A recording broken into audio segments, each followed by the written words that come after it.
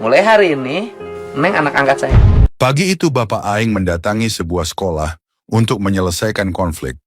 Orang tua murid melaporkan guru ke polisi dan menuntut uang damai sebesar 50 juta rupiah. Di dalam ruangan, Bapak Aing menanyakan masalah yang sebenarnya. Dengan wajah pilu seorang guru perempuan, menceritakan awal kejadian, seorang murid laki-laki bernama Walid sering membuli Regina hampir setiap hari, dihina, dipukul, dan disebut miskin, hingga Regina mengalami tekanan mental yang berat dan nyaris ingin bunuh diri karena tak sanggup dengan tekanan itu. Demi menghentikan perundungan, ibu guru memberi sanksi ringan sebagai peringatan. Namun tindakan itu justru membuat orang tua Walid tidak terima dan melaporkannya ke polisi, bahkan menggertak untuk visum. Dengan wajah panik, sang guru memberikan 4 juta rupiah, meski itu pun ditolak. Bapak Aing mencoba menenangkan keadaan, lalu memanggil Walid dan Regina dengan sentuhan seorang ayah. Hingga terungkap keduanya, rupanya mereka sama-sama menyimpan luka keluarga. Walid ditinggal ibunya bekerja ke Arab Saudi dan hidup tanpa orang tua utuh dibesarkan oleh nenek. Sementara kisah Regina jauh lebih menyayat. Ayahnya pergi saat ibunya setelah melahirkan hingga sakit parah dan nyaris buta karena terlambat cuci darah akibat diabetes. Hati Bapak Aing terenyuh, kemudian mendamaikan keduanya, meminta mereka saling memaafkan dan berjanji membereskan masalah-masalah itu dengan orang tuanya. Lalu melanjutkan perjalanan menuju rumah Regina. Di perjalanan Bapak Aing singgah ke sebuah minimarket untuk mengisi penuh kebutuhan dapur, bahkan mentraktir para guru, hingga keranjang belanja penuh dan wajah-wajah bahagia pun terpancar. Setibanya di rumah Regina, pemandangan itu sungguh menyayat hati. Ibunya terbaring lemah dengan kondisi mata rabun, dapur kosong, tak ada beras sebutir pun, sementara di menjikjer hanya tersisa nasi untuk makan hari itu saja. Bahkan sudah seminggu tak bisa cuci darah karena BPJS menunggak.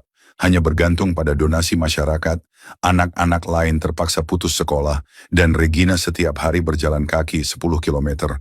Demi pendidikan itu pun biaya sekolah ditanggung seorang bidan yang pernah merawatnya. Mendengar itu hati Bapak Aing terasa remuk, tak dapat membayangkan jika ia ada di posisinya. Lalu ia menyodorkan sejumlah uang demi membantu biaya pengobatan dan berjanji mengurus BPJS yang menunggak. Hari itu juga mengangkat Regina sebagai anaknya. Seketika rumah itu dipenuhi tangis bahagia dengan pelukan hangat dari Bapak Aing. Di tengah kerasnya hidup, Allah mengirimkan seorang malaikat sebuah pertolongan lewat tangan Bapak Aing di saat harapan itu mulai runtuh. Kadang yang paling membutuhkan pertolongan bukan mereka yang berteriak minta tolong, tetapi mereka yang diam sambil menahan luka. Dan ketika satu kebaikan datang dengan tulus, disitulah hidup yang hampir runtuh kembali menemukan alasan untuk bertahan. Sehat kembali. Ya. Amin. Amin. Sami-sami ya. Keesokan harinya, tepat pukul 7 malam, Bapak Aing kembali mengunjungi rumah Regina. Bukan sekadar bertamu, tapi ada gelisah yang harus ia tuntaskan. Ia ingin menemui sang kakak, sosok yang selama ini dianggap tak peduli pada ibunya, yang tengah berjuang antara hidup dan mati. Namun, kenyataan justru menampar nurani. Di balik absennya dia di rumah, ada peluh yang bercucuran. Ia bekerja keras menjadi sopir demi biaya sekolah yang kian mencekik. Sang ayah? Lelaki itu telah pergi, memeluk janji palsu demi keluarga barunya. Dulu ayahnya berjanji akan menjamin segalanya jika diizinkan menikah lagi. Tapi nyatanya, itu hanyalah angin surga. Tak ada uang, tak ada kasih sayang. Bahkan saat menelepon pun, ia menyembunyikan identitasnya, seolah ingin membuang darah dagingnya sendiri demi hidup baru yang ia puja. Sekolah pun terhenti karena fitnah dan biaya yang tak sanggup dibayar. Bahkan sekadar tabung oksigen untuk ibu pun tak terbeli. Mendengar itu, hati Bapak Aing remuk. Tak terbayang jika posisi itu ada di pundaknya sendiri. Kembalilah sekolah, temani sisa hidup ibumu.